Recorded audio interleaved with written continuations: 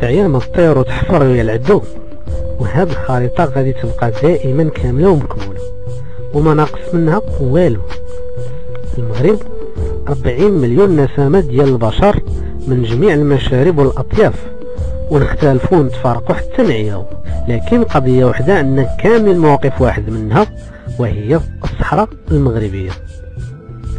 فسير الأمم المتحدة ودخل من المؤسسات الدولية والمحلية شكون ما بغيتي في هذه القضية، وإلا قدرتي تطلع للسما طلع، وإلا بغيتي تنزل تحت الأرض نزل، وعلى ما في خيلك ركبو.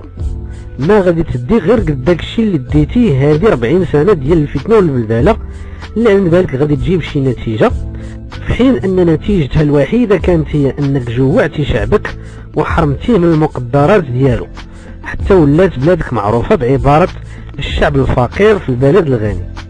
الصحراء راها مغربية دابا، وكانت دائما مغربية، وكيف ما قال ملكنا غادي تبقى دائما مغربية إلى أن يرث الله الأرض ومن عليها. فغير هني راسك ونعس على جنب الراحة، وشد يديك عندك قبل لا تقطع.